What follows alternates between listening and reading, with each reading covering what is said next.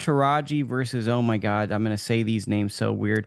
Segigo Yuri Akai. It's a title flyweight unification WBC WBA. I will be honest with you, Kenshiro's a very talented fighter, but he also is the classic guy that's hard for me to get super enthused about because it feels like if his style was in another weight class, he just couldn't fight the way he does.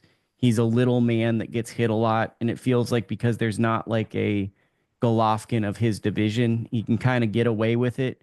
So though I think that like the obscure deep fight fans really love Kenshiro, I feel like every fight he's in is kind of a 50-50 at this point because he's up there in age. Do you have any deep thoughts on this? Certainly not deep thoughts. I'm a massive Kenshiro fan.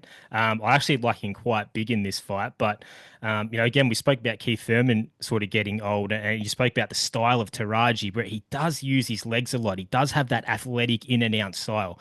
I think he's 30 or 31 at flyweight. He's been in some wars. As soon as that athleticism drops and he loses that in and out footwork and that ability to be able to play with the range and make guys fall short, and he starts to begin to stand in front of guys, as you mentioned, he is hittable.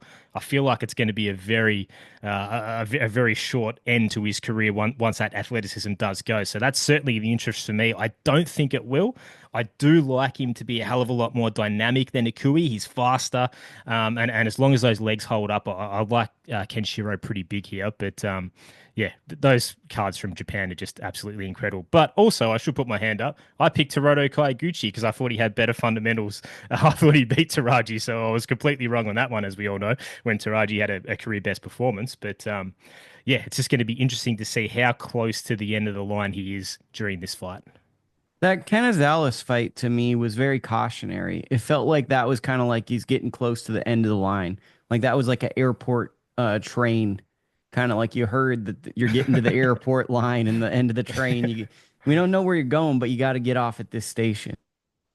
Yeah, yeah, it could be, but the Rosales fight was excellent, I thought.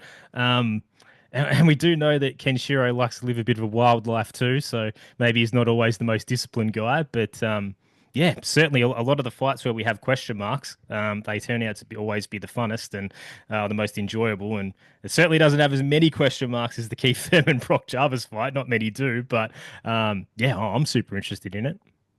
What, like, for those that have completely ignored this Japanese resurgence in boxing, how would you sum up Kenshiro as people might be getting introduced to him?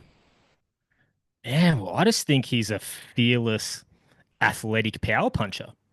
As you mentioned, if he was at a higher weight class, if he was, say if Devin Haney had that same style, Devin Haney would be the biggest star in the world. If Kenshiro was an American middleweight with that same style, he would be an absolute superstar. It's the excitement guaranteed every single time.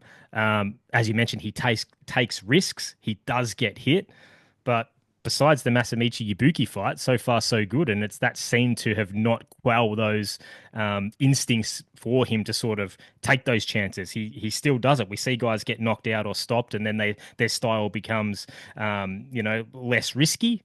That wasn't the case with Kenshiro. He was still rolling the dice and giving us unbelievably entertaining fights. So, and that just sort of Kenshiro's career and recent success and popularity, albeit as small as it is kind of a microcosm of the larger Japanese scene and this generation of Japanese fighters coming through. It's I'm not going to confess to be a Tim Boxeo and watch the Rookie of the Year tournaments and the dynamic gloves and all these type of things. But if I didn't have a job, I certainly would try and track some more stuff down. But it's just, yeah, if anyone hasn't watched a Japanese card and isn't familiar with Japanese fighters, I think Kenshiro is a perfect guy to start with.